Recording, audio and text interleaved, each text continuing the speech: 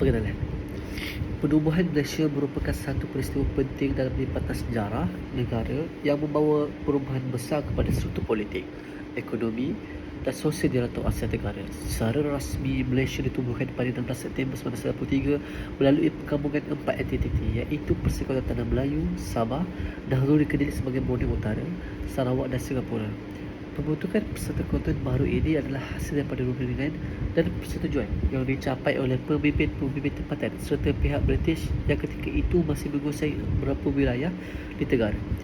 Peristiwa ini menandakan satu langkah strategik dalam usaha mencapai kemerdekaan penuh bagi negara-negara Borneo serta memperkukuhkan kedudukan politik dan keselamatan serantau ketika era perundingan memuncak.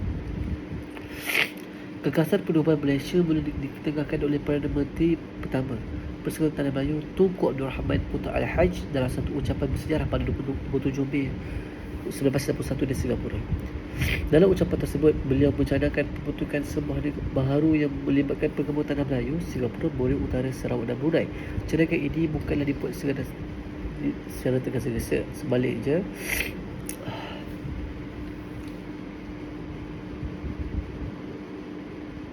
saya tak jumpa ni.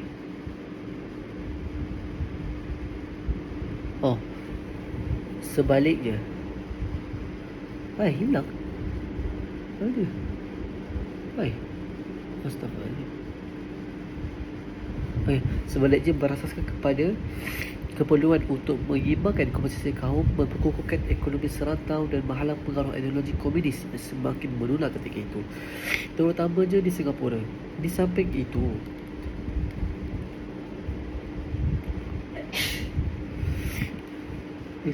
cadangan ini juga dilihat sebagai usaha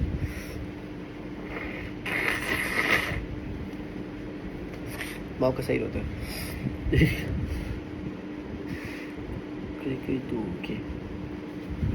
Di samping itu, cadangan ini juga dilihat sebagai usaha untuk mempercepatkan proses dekolonisasi bagi negeri-negeri Borneo yang masih di bawah kepulauan British.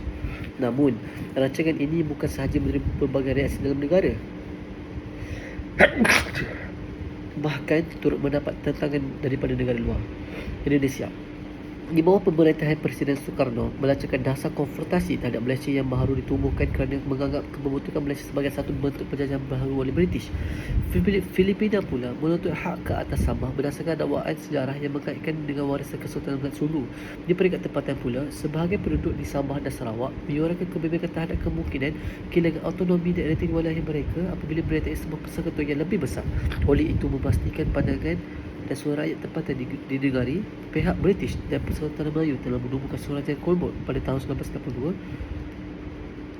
Tujuannya adalah untuk menilai sejauh mana sokongan penduduk Sabah dan Sarawak terhadap cadangan pembentukan perubahan Malaysia.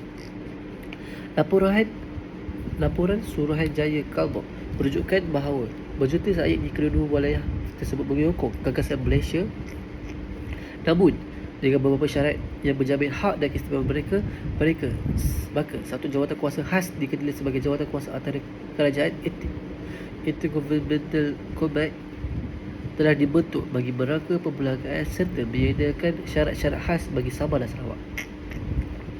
Ini termasuk hak berkenaan bahasa, agama, imigresen dan pentadbiran negeri yang perlu dihormati oleh kerajaan persekutuan. Hasil rundingan ini telah membawa kepada pendatangan perjanjian Malaysia pada 9 Julai 1993 dilanjut antara wakil-wakil daerah Tanah Melayu, United Kingdom, Borneo Utara, Sarawak dan Singapura. Tarikh rasmi pembentukan Malaysia sepatutnya berlangsung pada 31 Ogos 1963 bersama ulang tahun kemerdekaan Tanah Melayu yang ke-6. Namun, disebabkan batasan antarabangsa serta keperluan bagi pertumbuhan masa-masa bersatu, menjadikan kajian lanjut di Sabah dan Sarawak. Tarikh tersebut ditangguhkan pada 16 September 1983. Pada hari tersebut, satu majlis rasmi telah diadakan serentak di Kuala Lumpur, Kuching. Semua ada.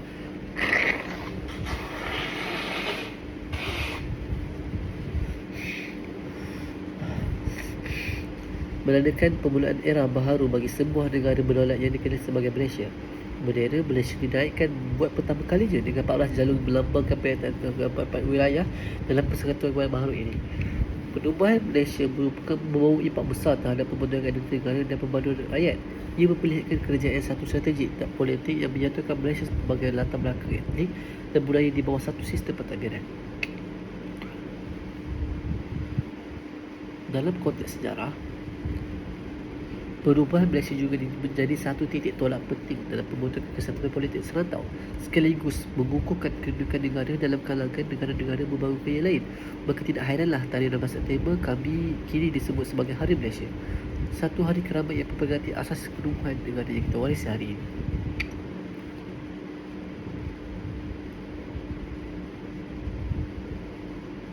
Cabaran luaran semasa penubuhan Malaysia, konfrontasi Indonesia. Penubuhan Malaysia 16 September 1943 merupakan satu langkah besar dalam sejarah atau Asia Tenggara. Namun, ia tidak berjalan lancar kerana menerima tentangan hebat daripada Indonesia. Presiden Soekarno melihat Malaysia sebagai sebuah projek yang direka oleh British untuk terus mengekalkan pengaruh mereka di daratan ini, sekaligus menghalang usaha Indonesia menjadi kuasa utama di Asia Tenggara. Sebagai reaksi, Soekarno mengisytiharkan konfrontasi terhadap Malaysia dengan slogan Gayam Malaysia yang menggambarkan betapa tegas dia menolak Indonesia terhadap pembentukan negara baru itu. Konfrontasi ini bukan sekadar perang kata-kata atau diplomasi, tetapi ia melibatkan tindakan ketenteraan secara langsung. Indonesia melancarkan operasi gerila dan sabotaj pada Sabah dan Sarawak, terutama di kawasan-kawasan yang baru bergabung dengan Malaysia. Serangan-serangan ini bertujuan untuk melemahkan kestabilan politik dan keselamatan Malaysia di kawasan timur yang masih rapuh selepas penjajahan. Sementara itu, propaganda dari pendiam pro-Indonesia seperti Harian Rakyat digunakan untuk menanamkan sentimen anti-Malaysia dalam kalangan rakyat Indonesia dan mencipta gambaran Malaysia sebagai alat British dalam mengekalkan pengaruh neo-kolonial. Malaysia yang ketika itu masih baru dalam hal pentadbiran berdaulat menghadapi cabaran besar dalam pertahanan wilayahnya. Dan Malaysia berkurang pengalaman dan sumber. Oleh itu, sokongan ketenteraan dari Britain dan Australia sangat penting. Britain dan Australia menjalankan operasi rasis sebagai operasi karet di sepanjang Kalimantan untuk menghalang kebaraan tentera Indonesia. Bantuan ini sahaja membantu dari segi ketenteraan, malah memberikan Malaysia legitimasi politik dan moral di peringkat antarabangsa.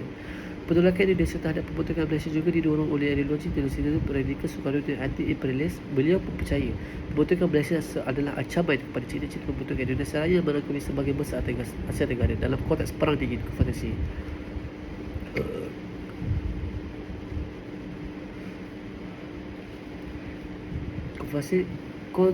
Konfrontasi ini turut menggambarkan pertarungan Indonesia antara kuasa barat yang disokong oleh Malaysia dan Indonesia pada masa itu menerima sokongan dari blok komunis. Oleh sebab itu, konflik ini bukan sahaja berkaitan dengan sepadan wilayah, tetapi turut melibatkan persaingan ideologi dan geopolitik yang lebih besar. Walau mendapat tekanan yang hebat, Malaysia percaya mengekalkan kedaulatan kerana kepimpinan yang cekap dan kerjasama erat dengan negara Commonwealth. Diplomasi Malaysia turut berjaya menarik perhatian dan sokongan antarabangsa, terutamanya dari Amerika Syarikat yang melihat pembentukan Malaysia sebagai satu langkah penting untuk mengengkang pengaruh komunisme di Asia Tenggara. Sikap pragmatik ini akhirnya membantu Malaysia menyeimbangkan antara cabaran dan ketenteraan dan politik. Konfrontasi berakhir selepas kejatuhan Soekarno yang mengambil masa oleh Soeharto pada 1996. Soeharto mengambil pendekatan yang lebih diplomatik dan pragmatik dalam hubungan luar negara. Perjanjian Bangkok dan yang ditandatangani pada tahun itu menandakan berakhirnya Indonesia dan membuka jalan untuk menghubungkan damai antara Malaysia dan Indonesia. Kejayaan Malaysia mengekalkan kedaulatan di tengah-tengah cabaran ini bukan sahaja membuktikan kekuatan politik dan kekuatan negara, tetapi juga kemudian dalam diplomasi antarabangsa. Melalui kajian pelbagai sumber primer seperti kuasa Soekarno, laporan-laporan ketenteraan dalam bahan propaganda mereka, kita dapat memahami bahawa konfrontasi Indonesia-Malaysia bukan sahaja konflik biasa, tetapi satu peristiwa yang kompleks melibatkan aspek ketenteraan, ideologi dan diplomasi. Kejayaan Malaysia menghadapi cabaran ini menjadi titik penting dalam sejarah negara yang menandakan kebangkitan sebagai sebuah negara yang kukuh dan dihormati di peringkat serantau. Cabaran luaran semasa penubuhan Malaysia, tuntutan Filipina terhadap Sabah. Penubuhan Malaysia pada tahun 1993 menghadapi pelbagai cabaran luaran yang menguji kekuatan politik dan diplomasi negara baru ini. Salah satu cabaran yang paling ketara dalam berlakukan adalah tuntutan Filipina terhadap wilayah Sabah. Tuntutan ini bukan sahaja mencetuskan ketentangan diplomatik, tetapi juga menguji kestabilan keselamatan dan integriti kedaulatan Malaysia ketika negara itu sedang berusaha mengukuhkan dirinya di atas batu masa. Asal-usul tuntutan Filipina terhadap Sabah berkait rapat dengan perjanjian 1878 antara Kesultanan Sulu dan British. Filipina mendakwa bahawa perjanjian itu hanya berupa penyewaan Sabah kepada British dan bukannya penyerahan hak milik sepenuhnya. Oleh sebab itu, Filipina menganggap Sabah sebagai wilayah yang masih di bawah berkedaulatan. Kesultanan Suhu yang kini dimiliki oleh negara mereka. Malaysia pula menolak tuntutan ini dengan hujah yang bahawa Sabah telah menjadi sebahagian daripada jajahan British secara sah, dan selepas kemerdekaan, Sabah adalah sebahagian daripada Malaysia yang sah di sisi undang-undang antarabangsa. Cabaran utama yang dihadapi Malaysia ketika itu adalah bagaimana untuk mengikis tuntutan ini di peringkat antarabangsa tanpa mencetuskan konflik terbuka dengan Filipina. Tuntutan wilayah ini biasanya akan dibawa kepada konflik senjata atau sekurang-kurangnya ketegangan diplomatik di situ. Oleh itu, Malaysia menggambarkan pendekatan diplomasi yang berhati-hati dan berterusan bagi memastikan pengiktirafan antarabangsa terhadap konflik Sabah. Antaranya, Malaysia mengambil inisiatif membawa isu ini ke Forum Pertumbuhan Masa-masa Bersatu PBB untuk mendapatkan sokongan serta pengiktirafan yang lebih jelas. Pada masa sama, Malaysia berisiko kehilangan sokongan atau bahkan campur tangan dari kuasa-kuasa lain berminat dalam geopolitik Asia Tenggara. Dalam konteks perang dingin, kestabilan di Asia Tenggara menjadi sangat penting penduduk kuasa Barat dan Timur. Filipina sebagai negara rapat dengan Amerika Syarikat menjadikan tuntutan Sabah sebagai peringkat sebahagian sebagai dari strategi politiknya. Malaysia perlu berhati-hati supaya isu ini tidak menjadi medan pertempuran ideologi antara kuasa besar. Selain cabaran diplomatik, Malaysia juga mengukuhkan kedudukan Sabah dari segi keselamatan dari sosial. Ancaman dari Filipina bukan sahaja bentuk tuntutan diplomatik, tetapi juga usaha menyambai pengaruh politik dalam sosial dalam kalangan Sabah yang bagi hubungan sejarah dan dengan Kesultanan Sulu. Terdapat cubaan daripada Filipina untuk mengukuhkan tuntutan yang menyebarkan propaganda yang mempersoalkan kesejahteraan penduduk tempatan terhadap Malaysia. Ini menimbulkan cabaran yang memastikan kestabilan Malaysia di Sabah ketika itu membina identiti dan nasionalisme. Untuk mengatasi cabaran ini, Malaysia meningkatkan kehadiran keselamatan di Sabah dan melaksanakan pelbagai program pembangunan ekonomi serta sosial bagi mengukuhkan sokongan penduduk terhadap Malaysia. Pendekatan ini terbukti penting kerana ia bukan sahaja menggunakan pengaruh asing tetapi juga meningkatkan semangat patriotisme dalam kalangan rakyat Sabah, sekaligus mengukuhkan kedudukan Malaysia dalam mempertahankan wilayah tersebut. Sokongan kepada Malaysia turut diperkuatkan oleh laporan Suruhanjaya Kuala yang ditubuhkan untuk menilai pendapat rakyat Sabah dan Sarawak mengenai penubuhan Malaysia. Suruhanjaya ini mendapati majoriti penduduk penyokong pembentukan Malaysia yang kemudiannya menjadi bukti penting dalam menangkis tuntutan Filipina di peringkat antarabangsa. Laporan ini membantu Malaysia melampaukan pengiktirafan PBB yang mengesahkan kesahihan pengaguman Sabah ke dalam Malaysia. Isu tuntutan Filipina terhadap Sabah juga menjadi fokus perdebatan undang-undang antarabangsa. Malaysia menegaskan bahawa hak kedaulatan yang diperolehi melalui penjajahan British dan kemerdekaan adalah sah dan tidak boleh diganggu oleh tuntutan pihak ketiga. Ini menunjukkan bahawa cabaran ini bukan hanya bersifat politik atau ketenteraan, tetapi turut melibatkan dimensi undang-undang yang memerlukan kesefahaman dan bukti kukuh untuk mempertahankan hak negara. Cabaran Singapura terhadap perubahan Malaysia. Reaksi Singapura terhadap cabaran perubahan Malaysia mencerminkan kompleksiti politik dan ekonomi yang sedang dihadapi republik tersebut pada awal 1960-an. Walaupun secara rasmi Singapura akhirnya bersetuju untuk menyertai Malaysia pada 1963, proses ke arah piatur itu tidak berlaku dengan semudah dan tanpa tantangan, baik daripada mahu peluang kepimpinan negara pulau tersebut. Pada dasarnya, penyertaan Singapura adalah hasil kompromi antara hasrat untuk melindungi kestabilan ekonomi dan politiknya, dengan harapan bahawa penyatuan dapat membuka peluang pasaran yang lebih luas, khususnya di tanah Melayu dan modern. Ekonomi Singapura pada tahun 1960-an berada dalam keadaan tidak stabil. Populasi yang semakin meningkat menyebabkan tekanan terhadap infrastruktur dan besaran pekerjaan dalam masa yang sama. Model ekonomi intratempat yang menjadi tulang belakang Singapura mula merosot. Kemerosotan ini berpunca dari progres strategi perdagangan negara-negara jiran, khususnya Malaysia dan Indonesia, dan mula memfokuskan perdagangan ini dan menggunakan kepatuhan kepada perlawanan Singapura. Keadaan ini menimbulkan kerasan dan kalangan pemilih parti tindakan PAP yang melihat penyatuan sebagai cara untuk memulihkan ekonomi dan memulihkan akses kepada pasaran Malaysia serta mengekalkan kedudukan Malaysia Singapura sebagai pusat perantau.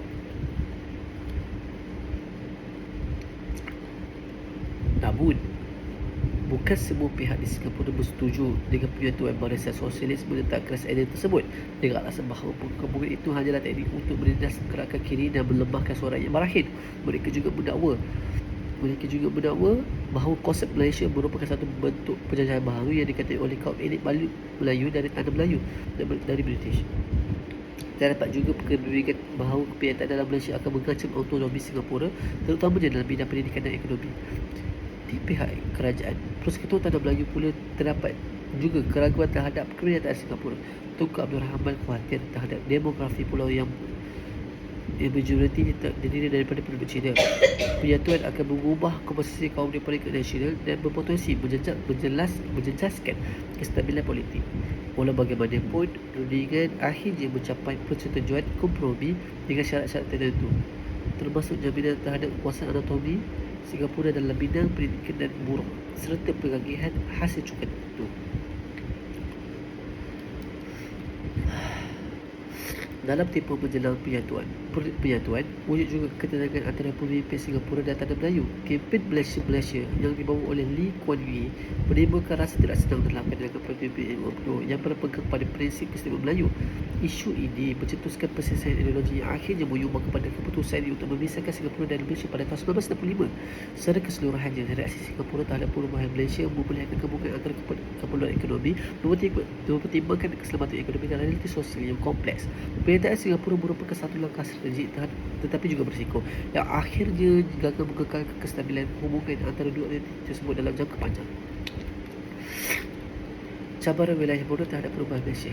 Reaksi wilayah Borneo iaitu Sarawak, Sabah ketika itu dikenali sebagai Borneo Utara dan Brunei terhadap cenderungan perubahan Malaysia sangat pelbagai dan penuh dengan kebimbangan yang berasaskan kepada faktor politik, ekonomi dan sosial tersendiri.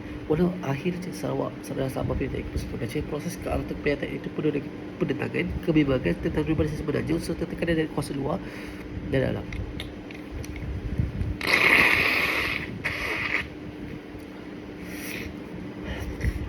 Salah satu faktor utama yang membentuk reaksi di Borneo ialah tahap pembangunan politik yang agak rendah berbanding Tanah Melayu. Pada awal 1960-an, kesedaran politik dalam kalangan rakyat tempatan yang masih terhad, manakala struktur pentadbiran masih banyak dipengaruhi oleh penjajahan British. Misalnya, walaupun terdapat parti-parti politik seperti Sarawak United People SUPP dan United Kadazan Organisation, sebahagian besar rakyat, terutama di luar bandar, masih bergantung pada sistem tradisional dan ketua-ketua masyarakat dan menentukan arah tuju mereka. Kebimbangan terbesar yang mengenai bahasa depan autonomi wilayah tersebut jika mereka meminta Malaysia. Banyak pihak bimbang bahawa pernyataan akan mengakibatkan dominasi politik oleh kerajaan persekutuan dan mengabaikan kepentingan pertempatan. Perkara ini ditunjukkan dalam laporan Suruhanjaya Court yang dijalankan pada tahun 1962 untuk menilai pandangan penduduk Sabah dan Sarawak. Laporan itu mendedahkan bahawa walaupun terdapat sokongan kepada kegagalan Malaysia, kebanyakan rakyat hanya bersetuju dengan syarat jaminan hak khas dan autonomi pentadbiran dikekalkan. Namun begitu, bukan semua pemimpin tempatan bersetuju dengan penyatuan di Brunei. Misalnya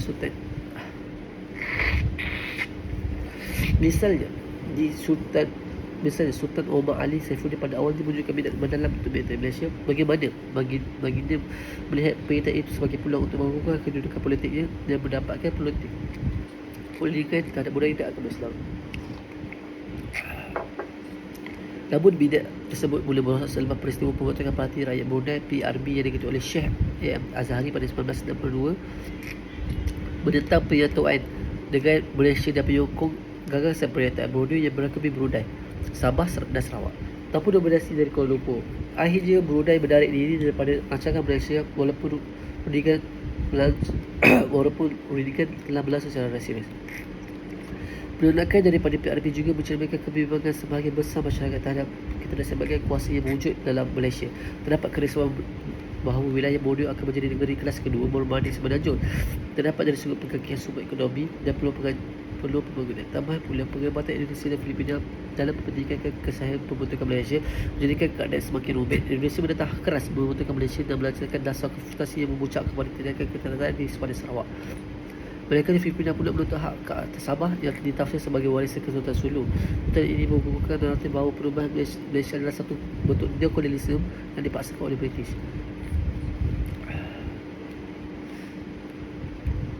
Secara keseluruhannya, reaksi wilayah Borneo terhadap perubahan Malaysia adalah refleksi kerumitan yang bercampur dengan ketakutan dan inovasi budaya dan ekonomi serta ancaman keselamatan serata.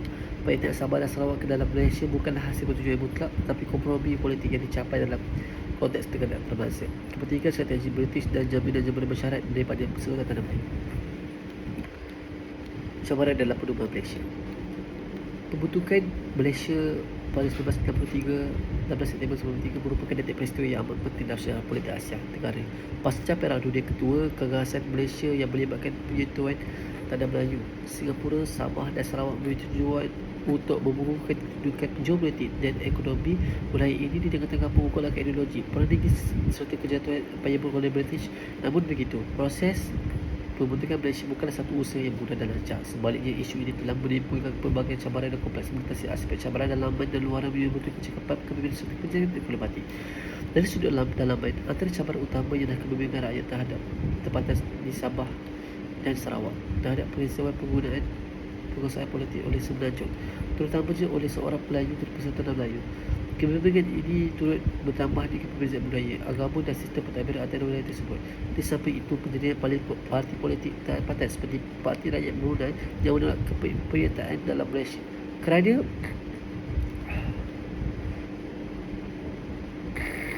kebimbangan ini juga berturut dengan perbezaan budaya, agama Malaysia kerana tuntutan terhadap pembentukan skala Batam Utara menunjukkan bahawa penjermaan terhadap gagasan Malaysia tidak sepatutnya bulat, malah terdapat juga ketegangan antara golongan elit politik negeri dan pusat, khususnya berkaitan dengan jaminan autonomi serta hak keistimewaan bumi putera muka Melayu di Sabah dan Sarawak. Perkara ini membawa kepada keperluan pengumpulan pengurusan perkara dan 20 perkara yang menjadi asas rujukan yang kemasukan wilayah-wilayah tersebut ke dalam Malaysia.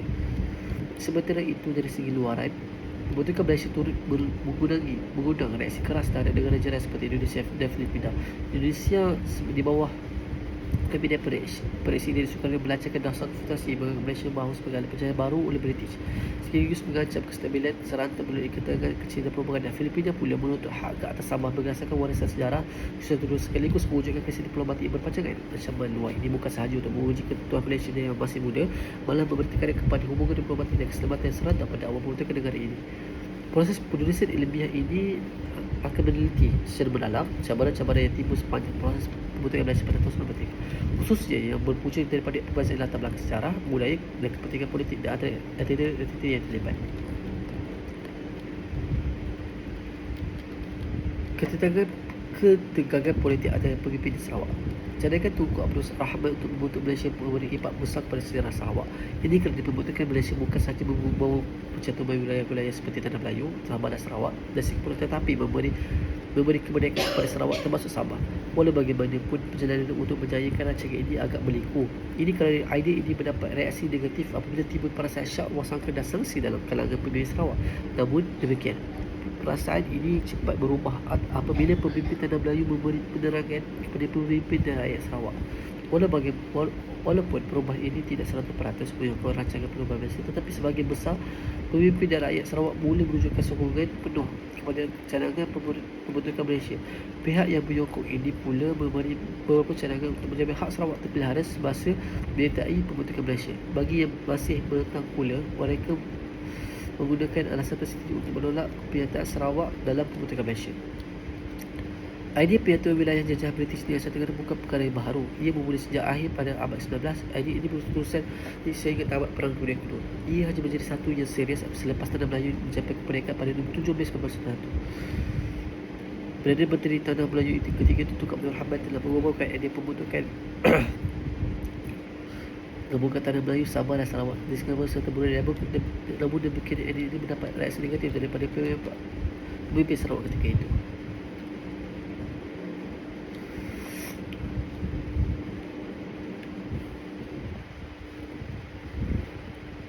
Bagi pemimpin Sarawak, National Party SNLP yang ditubuhkan pada tahun 1991 merakui perkataan tujuan sebenar cadangan tersebut. Setiausaha Ogos, SNLP sendiri perkalongkan menyatakan bahawa kenyataan SNLP ini menunjukkan bahawa rancangan itu hanya menunjukkan Tuan sahaja dan Sarawak tetap dijajah oleh kuasa asing.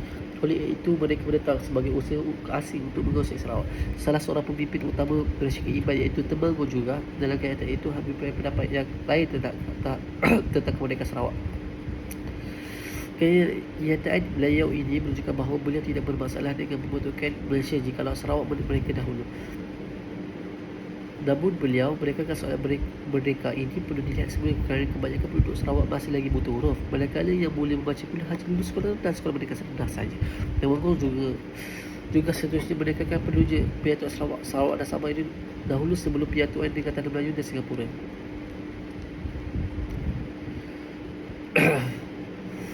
Manakala ahli Majlis Tinggi Sarawak iaitu Pengarah Monteraj juga agak serasi akan cadangan mewujudkan Persatuan Sarawak dalam pembentukan Malaysia. Dalam kaitan beliau semasa membahas perkara tersebut dalam kuasa dengan ini, ketika bahawa walaupun Pengarah Monteraj melihat ada perubahan Malaysia yang satu boleh diterima, tetapi perkara perlu di Sarawak ialah usaha memperkasa pendidikan orang Dayak dahulu. Ini kerana taraf pendidikan orang Dayak masih lagi tahap yang rendah. Kaitan pertama, beliau ini membawa masalah pula kepada hubungan kaum yang tidak harmoni kerana perbezaan dalam aspek pendidikan, kemajuan dan masing-masing keadaan. Ini akan merugikan Sarawak kemudian jikalau Sarawak menerima cadangan Tunku Abdul Rahman tersebut. Wong menampakkan keraguan kepada masalah Sarawak yang masih lagi ketinggalan dari aspek politik jika dibandingkan dengan Tanah Melayu dan Singapura. Oleh itu, perbezaan ini akan membawa masalah kepada Sarawak kemudiannya jikalau menerima rancangan Malaysia dan ekonomi. Tetapi sebelum bersatu dengan Tanah Melayu, Sarawak harus mencapai taraf berkerjaan sendiri dan kemerdekaan dahulu. Beliau menambah bahawa kenyataan Stephen Wong ini menunjukkan rasa curiga tentang Malaysia kerana taraf wilayah hendak bergabung berbeza dengan Tanah Melayu tentang merdeka. Singapura sepada merdeka dan Sarawak termasuk Sabah pula masih bertaraf tanah jajahan. Kenyataan Stephen Wong Yong ini mengulangi kenyataan bersama SUPP bersama pengurusi United Nations Kadazan Organisation UNKO, iaitu Donald Stephen dan pengurusi Parti Rakyat Brunei A.M. Azhari yang melalui cadangan Tunku Abdul Rahman tersebut. Atas sebab itu, ketiga pemimpin yang mengeluarkan kenyataan pada 19 Julai 1961 bahawa rancangan Malaysia ini tidak diterima oleh rakyat Sabah, Sarawak dan Brunei. Manakala pengurusi SUPP Ong Kee Hui dalam kenyataan beliau dilihat amat berhati-hati dalam soal ini apabila beliau menyatakan rancangan ini tidak harus dijalankan secara terburu-buru kerana ia mengulang peristiwa penyerahan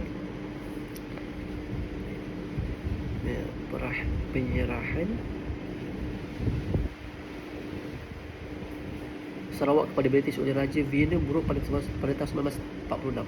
Peristiwa penyerahan ini membawa bantahan dan kurang senang rakyat Sarawak kepada British. Oleh itu, cadangan pembentukan Malaysia ini perlulah perancangan rapi dalam menjayakan. Ong Kee Hui menambahkan bahawa mereka telah mempunyai perancangan untuk menyatukan wilayah di Bondu Utara. Dalam kata lain, beliau melihat bahawa biar rakyat Sarawak sendiri menentu masa depan mereka, bukannya pihak lain. Ketegangan politik antara pemimpin di Sabah. Negeri Sabah merupakan salah satu sebuah wilayah yang menjadi fokus kepada pembentukan Malaysia, dan seperti yang terkandung dalam cadangan perubahan persatuan Malaysia. Bagi pihak Tunku, perkara ini mendapat menyelesaikan masalah keterseimbangan perselisihan dalam kalangan kaum orang Melayu dan kaum Cina antara Tanah Melayu dan Singapura. Namun demikian, di pihak British pula, perkara ini adalah untuk menjadi kepentingan mereka dalam kalangan negeri yang pernah menjadi jajahan yang untuk diletakkan dalam Persatuan Commonwealth. Di Sabah, rancangan perubahan Malaysia telah merajakan pemimpin dalam parti politik yang baharu mencuri wilayah tersebut, termasuk kepemimpinan dari Sabah seperti Donald Stephen yang menubuhkan United Nations Kadazan Organisation pada bulan Ogos 1991 dengan kesedaran politik baru dan keinginan yang berkobar untuk mereka. Mereka menganggap rancangan Malaysia ini merupakan satu bentuk penjajahan baru, iaitu sebagai satu helak Tanah Melayu untuk meluaskan kuasa dan menggantikan penjajahan British. UNKO telah menyuarakan rasa tidak bersetuju terhadap hubungan rancangan Presiden Malaysia pada 9 Julai 1991 di Jalselton. Mereka berpendapat sekiranya Malaysia berjaya dilaksanakan, segala jawatan pentadbiran di Sabah akan diambil oleh di sisi orang-orang Melayu di Semenanjung. Oleh itu, beberapa pemimpin oleh Borneo dalam membentuk satu barisan bersatu pada tahun Julai 1991 untuk mencabar rancangan Malaysia. Barisan bersatu ini terdiri daripada pengurusi SUPP Ong Kee Hui, A.M. Azhari dari Parti Rakyat dan Donald Stephen dari UNKO yang mewakili negeri Sabah. Walaupun di pihak Singapura iaitu Lee Kuan Yew telah bersetuju pembentukan Malaysia, Barisan Bersatu masih lagi tidak bersetuju tentang rancangan pembentukan Malaysia. Pada Julai 1991, beberapa wakil dari Barisan Bersatu telah dijemput oleh pihak British untuk menghadiri penghadiran Persekutuan Parlimen Commonwealth yang ke-8 di Singapura bagi mewakili negeri Sabah dan Sarawak. Dalam persidangan ini, wakil dari Sabah iaitu Donald Stephen telah bertemu dengan wakil-wakil dari Tanah Melayu iaitu Tuanku Abdul Rahman dari Singapura yang diwakili oleh Lee Kuan Yew bagi membincangkan rancangan berkaitan Malaysia. Dalam perbincangan ini, Lee Kuan Yew mengajak wakil-wakil dari Borneo untuk berdialog. Ketegangan politik antara pemimpin di Brunei. Brunei yang dipimpin oleh Sultan Omar Ali Saifuddin III menunjukkan sikap yang berhati-hati berhubung dengan cadangan pembentukan gagasan Malaysia. Hal ini kerana Sultan Omar terikat dengan perjanjian perlembagaan Brunei 1929 dan menyebut bahawa Sultan Brunei tidak boleh memberikan ulasan terhadap sebarang isu politik melibatkan dengan lain tanpa pengetahuan kerajaan British.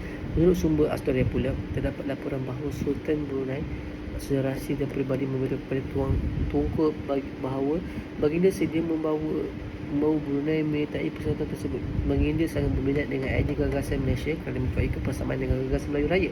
Hal ini kerana baginda beranggapan bahawa Malaysia mampu berperanan sebagai jambatan bagi merapatkan perhubungan agama, adat rasam dan kebudayaan antara negara-negara di samping dan sebagai langkah untuk meningkatkan pertahanan negara terlibat. Perkembangan ini menyebabkan Sultan Brunei mula menunjukkan minat untuk melihat secara aktif dalam pelaksanaan idea tersebut. Selepas pusingan pertama mesyuarat Anglo Malaya berkenaan dengan rancangan Malaysia pada 7 November 1991, baginda telah menulis surat kepada Setiausaha negara bagi menyatakan minat baginda untuk melibatkan dalam mesyuarat tersebut. Namun demikian, baginda masih mempamerkan sikap yang berhati-hati kerana Sultan Brunei secara prinsip yang bersetuju dengan rancangan pembentukan Malaysia. Tetapi baginda tidak meletakkan sebarang komitmen terhadap rancangan tersebut. Sultan Omar cuba mengambil masa untuk menimbang baik dan buruk terhadap tindakan Brunei untuk menyertai tersebut. Baginda melihat perlu untuk Brunei mendapatkan syarat yang lebih baik untuk menyertai persatuan Malaysia, dan sekiranya syarat yang diberikan tidak memihak kepada Brunei, baginda melihat tidak ada keperluan untuk Brunei menyertai persekutuan Malaysia. Meskipun begitu, tidak keterlaluan dan menyatakan bahawa Sultan Omar cenderung untuk menyertai persekutuan Malaysia. Pada masa yang sama, Sultan Brunei menghadapi tentangan daripada Parti Rakyat Brunei PRB yang dipimpin oleh Ahmad Zahari. Beliau juga tokoh nasionalis Brunei menubuhkan Parti Rakyat pada tahun 2 Januari 1956 dan merupakan parti politik pertama yang berdaftar di Brunei. Azhari dengan tegas menolak rancangan pembentukan Malaysia kerana beliau cenderung dengan rancangan untuk menyatukan Sabah dan Sarawak dengan Kesultanan Brunei di samping membentuk wilayah yang lebih luas bersama Indonesia dan Filipina sebagai Melayu Raya. Azhari juga membimbang penyertaan Brunei ke dalam persatuan Malaysia akan menyebabkan karir politik di beliau malam kerana PRB akan dibayang oleh parti-parti lain di sepanjang Malaysia. Perkembangan yang melibatkan PRB ini menjadi dilema kepada Sultan Omar kerana PRB mempunyai pengaruh yang begitu kuat dalam kalangan rakyat Brunei. PRB berjaya menggambling perasaan tidak puas hati rakyat Brunei terhadap persekutuan Tanah Melayu. Perasaan Malaya telah lama muncul di Brunei kerana sentimen yang disebabkan oleh beberapa posisi penting dalam takbiran daripada Tanah Melayu. Sultan Brunei adalah tak berada dalam keadaan tersempit kerana pada satu sudut baginda sedar bahawa rakyat Brunei tidak menyokong rancangan Malaysia disebabkan sentimen rakyat Brunei yang memberikan sokongan kepada PRB. Pada masa yang sama, baginda menolak sepenuhnya dengan rancangan PRB yang menggabungkan Brunei dengan Sarawak dan Sabah. Dari sudut yang lain pula, Sultan Omar berhadapan dengan British yang cenderung menyokong Brunei menyertai persekutuan Malaya.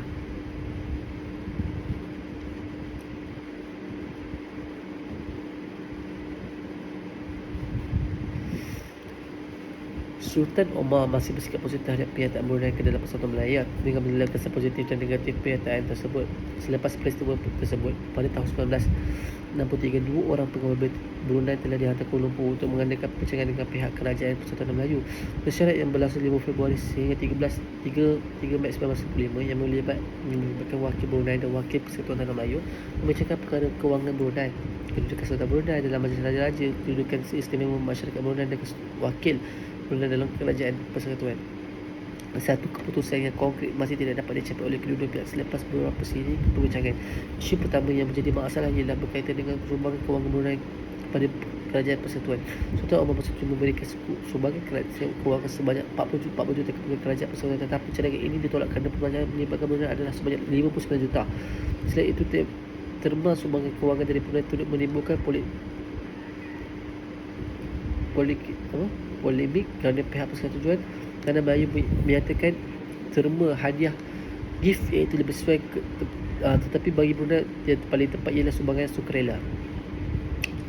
Isu yang kedua yang pula melibatkan isu perhatikan yang di-Pertuan Agong Kerajaan Persekutuan Tanah Melayu telah meletakkan bahawa syarat perhatikan yang diperuntukkan oleh Agong berdasarkan Tarikh Raja Melayu menyertai raja-raja bukannya mengikut tarikh sultan tersebut memiliki tahta. Hal ini menyebabkan Sultan Brunei berada dalam kedudukan terakhir untuk menjawat jawatan di-Pertuan Agong Brunei.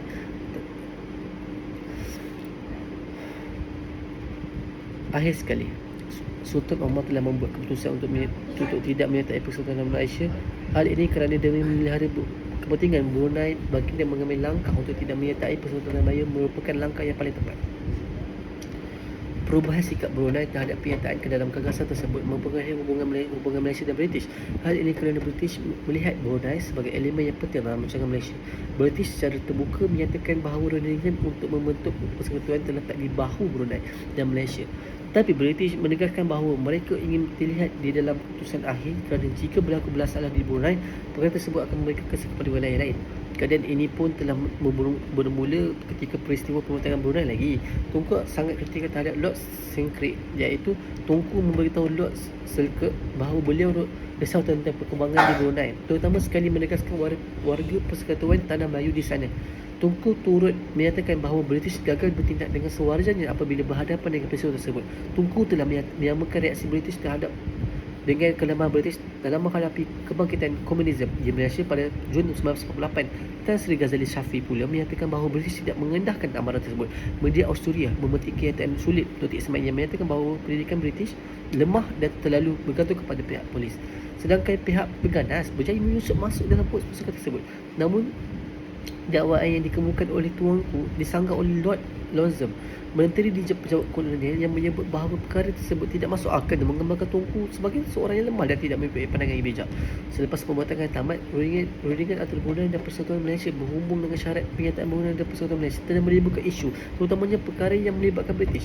Tunku sangat tegas dengan keputusan yang tidak bersetuju dengan syarat dikemukakan oleh Brunei. Bahkan Tunku menyatakan bahawa rancangan Persekutuan Malaysia akan direalisasikan sama ada dengan atau tanpa penyertaan Brunei. Tunku juga tidak berminat untuk memaksa Brunei menyertai Malaysia dan menyatakan bahawa rancangan Malaysia berjalan walaupun tanpa penyertaan Brunei.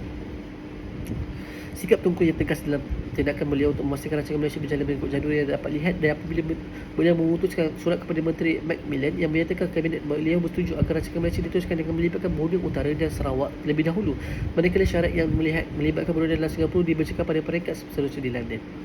Perkara ini kurang menyenangkan pihak British kerana Malaysia merupakan pilihan yang terbaik kepada Brunei. British melihat Malaysia terbentuk, Brunei akan menjadi tanggungjawab Malaysia. Pertahanan luar Brunei akan menjadi sebahagian daripada pertahanan luar Malaysia. Keselamatan ini dalam Brunei akan menjadi tumpuan dan tanggungjawab Malaysia. Hal ini kerana Brunei akan berpotensi menjadi sasaran tindakan agresi Indonesia sehingga turut menyebabkan kawasan Borneo yang menjadi sebahagian daripada Malaysia turut terancam. Ketegangan politik antara pemimpin di Singapura.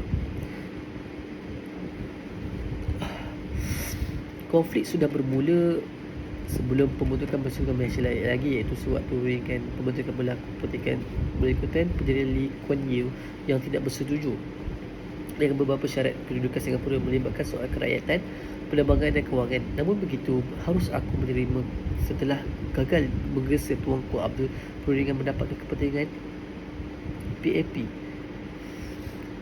Penerimaan terhadap syarikat kedudukan Singapura sebagai satu kekalahan bagi Lee Kuan Yew, akan tetapi penerimaan tersebut hanya bersifat sementara kerana PAP itu membangkitkan kembali ketidakpersetujuan terhadap syarat kedudukan Singapura dan mahu memulihkan semula kepentingan wilayah itu. Matlamat tersebut telah mempengaruhi tindakan beliau melancarkan tekanan kepada kerajaan pusat. Keadaan ini menimbulkan reaksi penentangan pemimpin politik Melayu, terutamanya dalam kalangan pemimpin. Lee Kuan Yew yang memimpin Singapura yang memiliki pandangan dasar pentadbiran dengan adil politik yang berbeza daripada kerajaan pusat di bawah kepimpinan Tunku Abdul Rahman. Sebagai Perdana Menteri, People Action Party PAP yang merupakan ideologi demokrasi sosialis, iaitu memperjuangkan prinsip kesamaratan dan menolak politik komunal yang berbeza dengan idea juga UMNO. Manakala UMNO pula merupakan parti konservatif membentuk kombinasi dengan meletakkan idea politik kebangsaan Melayu sebagai asas perjuangan parti. Perbezaan ideologi politik ini seterusnya mempengaruhi pertentangan dasar pemerintahan antara PAP di Singapura dan kerajaan pusat yang didominasi UMNO. Lee Kuan Yew yang menunjukkan sikap tidak bersetuju dengan kerajaan pusat sejak awal pembentukan Malaysia. Pandangan tidak bersetuju ini merangkumi mengenai kedudukan Singapura dan Malaysia dan dasar-dasar kerajaan pusat yang dianggap merugikan Singapura. Sikap tegas Lee Kuan Yew mempertahankan kepentingan Singapura telah menimbulkan isu pertikaian melibatkan PAP dengan keputusan kerajaan pusat. Antara tindakan Tunku mengarahkan kedudukan operasi Bank of China, negara Indonesia dan pejabat Konsul Amerika Afrika di Singapura. Tunggu berperangan bahawa pejabat di Konsul Afrika di Singapura adalah penentangan yang pendiriannya sebagai pemimpin yang memainkan peranan utama menyingkirkan Afrika Selatan daripada negara-negara Commonwealth dan mengamalkan dasar ALPAD. Pandangan tidak pro kepada polis dan keadaan Konfederasi Indonesia juga mempengaruhi pandangan Tunku yang mahu beroperasi bernegara di Indonesia dan Bank of China di Singapura dihentikan. Sebaliknya, Lee Kuan Yew tidak bersetuju dengan penganggap bahawa arahan Tunku itu merugikan Singapura. Pemimpin PAP lainnya iaitu Goh Keng Siu sebagai Menteri Kewangan Singapura juga membantah arahan Tunku berkenaan penutupan dua buah bank ini. Lebih pula lagi, Goh mempertahankan pernyataan tersebut berdasarkan syarat kedudukan persekutuan yang memberikan kebebasan kepada Singapura.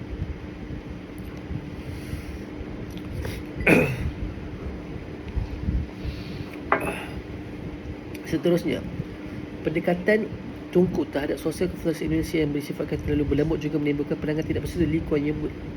Beliau mahu Konfederasi segera dihentikan dan segera memulihkan hubungan bersama Indonesia. Konfederasi ini memberikan merugikan kepada ekonomi Singapura kerana kehilangan hubungan perdagangan dan entrepot dengan Indonesia. Malah, Singapura hanya perlu mengikut keputusan kerajaan pusat terhadap hubungan dengan Indonesia, terutama yang melibatkan soal kedudukan ekonomi. Lee Kuan Yew tidak mempunyai kepercayaan terhadap dasar pentadbiran di kerajaan pusat. Sehubungan itu, ketidakpercayaan dan perbezaan pandangan dengan kerajaan perubahan merupakan antara faktor penorong yang Lee Kuan Yew menyertai pilihan raya persatuan bagi meletakkan pemimpinan PAP ke dalam kabinet kerajaan pusat. Bukan ini sahaja, timbul reaksi kekecewaan yang kemarahan pemimpin UMNO terhadap pendekatan Lee Kuan Yew yang bertindak tindakan di luar batasan dalam melakukan tekanan kepada kerajaan pusat. Setelah hasrat berada dalam kerajaan pusat dan menjalankan kerjasama bersama UMNO ditolak, pemimpin PAP iaitu mula mengambil pendekatan lain dengan mewujudkan tekanan kerajaan pusat agar dapat melindungi kedudukan Singapura. Lee Kuan Yew bertindak mengisi pentadbiran Tunku dan menyebarkan program tidak benar pentadbiran kerajaan pusat ke negara luar. Tekanan yang ditimbulkan ini dipengaruhi sebab konflik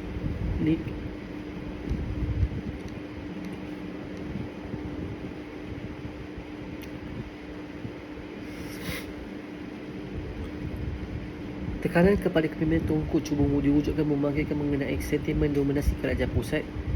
Isu persetujuan ditimbulkan dengan mendakwa bahawa berlaku korupsi kerajaan pusat berdasarkan Persatuan Melayu.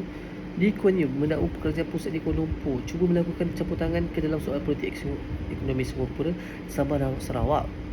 Campur tangan tidak dipersetujui kerana tidak ada dasar-dasar memperlagi kepentingan wilayah lain. Malah, kerajaan pusat dikritik iaitu mahu membentuk pemerintahan bercorak Melayu ke atas wilayah lain dalam persekutuan untuk meletakkan corak negara Melayu sebagai identiti negara bangsa. Idea tersebut beralasan bahawa kedudukan orang Melayu bukan merupakan kaum majoriti iaitu memiliki 39% jumlah populasi. Selebihnya penduduk di Sabah dan Sarawak, Singapura yang terdiri daripada pelbagai kaum pasti tidak akan menerima rupa bangsa Melayu sebagai identiti mereka. Lanjutan itu mengenai hegemomi pusat ini turut dibanggakan dengan berusaha menarik sokongan daripada parti-parti di Sabah dan Sarawak. Usaha-usaha penubuhan Malaysia. Penubuhan Malaysia berlaku hasil daripada proses sosial serta melibatkan pelbagai pihak berkepentingan. Pelbagai langkah telah diambil untuk memastikan persetujuan sokongan rakyat di wilayah tersebut dapat diperolehi.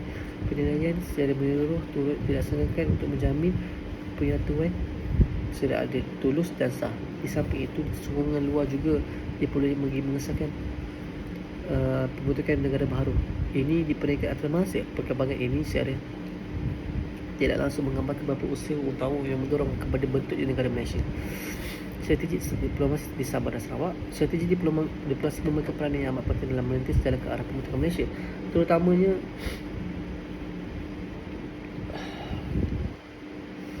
terutamanya dalam meraih sokongan daripada pemimpin tempatan di Sabah dan Sarawak dalam konteks sejarah politik Asia pada 1960 dan sedangkan menumbuhkan persatuan baharu melibatkan wilayah latar belakang budaya etnik sejarah bukanlah sesuatu yang mudah. Justru pendekatan diplomasi yang mengutamakan dialog rundingan lawatan bersemuka menjadi modul utama untuk menjelaskan dan memanfaatkan. Hal ini menunjukkan bahawa pemimpin tanah Melayu tidak memilih persati atau terkadang sebaliknya mengutamakan mereka tak nak berkhemah dan mengekalkan kestabilan ekonomi serantau. Salah satu contoh tokoh diplomasi ini ialah seri lawatan yang dilakukan oleh Perdana Menteri Tunku Abdul Rahman Putra Al-Haj ke Sarawak Brunei pada Julai 1991 serta ke Sabah dan Sarawak sekali lagi November 1992. Strategi Sabah dan Sarawak melibatkan pernyataan tokoh politik dalam pelbagai luaran ideologi, termasuklah daripada Barisan Pembangkang. Antara penyonjol ialah lawatan rombongan Dr. Baharudin Al-Helmi daripada Parti Islam Se-Malaysia PAS dan Ghaffar Babak daripada UMNO ke Sabah dan Sarawak. Pernyataan mereka membuktikan bahawa idea pembentukan Malaysia tidak hanya didukung oleh kerajaan keperikatan tetapi juga mendapat sokongan merentas parti dan fahaman politik. Pendekatan eksklusif ini meningkatkan kredibiliti negara Malaysia di bawah rakyat Sabah dan Sarawak kerana mereka melihat bahawa persatuan ini bukanlah jadi agenda yang sempit kerana tanah Melayu ini untuk mempertahankan perpaduan kestabilan serantau melalui pembentukan Malaysia. Seperti itu melaksanakan rundingan di London yang diadakan pada 20 November hingga 23 November 1991 merupakan antara momen penting dalam sejarah pembentukan Malaysia kerana rundingan ini diperuntukkan wakil-wakil persatuan tanah Melayu, British serta pemimpin tempatan daripada Sabah dan Sarawak untuk membincangkan syarat dan struktur asas penyertaan wilayah Borneo ke dalam persatuan Malaysia. Tujuan utama rundingan ini adalah untuk mencapai katakanlah sepakat tentang negara tersebut. Hal ini menunjukkan bahawa pembentukan Malaysia bukanlah hasil keputusan sepihak tetapi melalui proses rundingan rapi dan eksekusi rundingan. London ini juga menjadi bukti komitmen politik dalam diplomatik ke arah persatuan dan tanggungjawab Malaysia untuk menumbuhkan Malaysia. Perubahan Suruhanjaya Kuat yang ditubuhkan 17 November 1992 hasil persetujuan antara kerajaan British dan Persatuan Tanah Melayu bagi menilai secara menyeluruh penilaian penduduk Sabah dan Sarawak terhadap cadangan penduduk Malaysia ini. Suruhanjaya ini diketuai oleh Lord Colbert yang turut dikatakan oleh dua wakil British serta dua wakil Persatuan Tanah Melayu. Penilaian Suruhanjaya ini merupakan langkah penting dalam memastikan bahawa gagasan Malaysia tidak dilihat sebagai tindakan imperialisme baru tetapi juga sebagai satu kesepakatan yang demokrasi dan perbaikan yang diambil oleh British dan Persatuan Melayu dalam menengahi isu penyatuan wilayah Borneo dan Malaysia.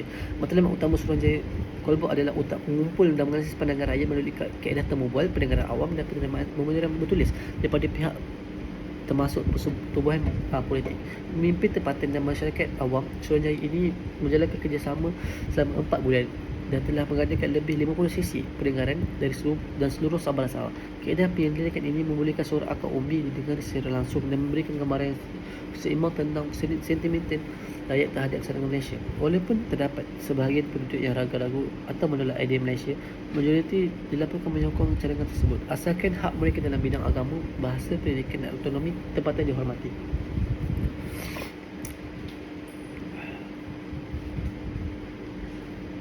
Keseluruhan Colbert telah menjaya menjalankan tugasnya sebagai badan penjelasan dan penilaian terhadap rakyat. Kesan negatif proses pengumpulan pandangan telur show bagi memperhatikan sensitiviti partai persekutuan. Suruhanjaya ini amat penting tetapi turut memastikan bahawa Sarawak dan pembentukan Malaysia tetap memastikan Malaysia tetap bersatu.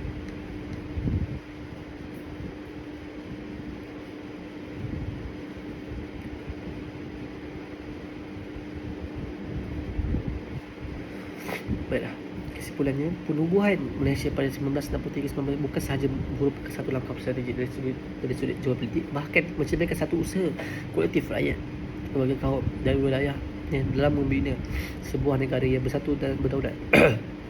Gagasan Malaysia melibatkan gabungan Persekutuan Tanah Melayu, Sabah dan Sarawak dan Singapura yang kemudiannya berpisah tidak lahir secara spontan, sebaliknya melalui proses panjang yang melibatkan perundingan politik, semangat kompromi dan semakan semula struktur perlembagaan. Ia menjadi titik tolak kepada pembentukan internasional yang berteraskan prinsip kebersamaan dalam pelbagai yang hingga kini terus menjadi tunjang kekuatan negara.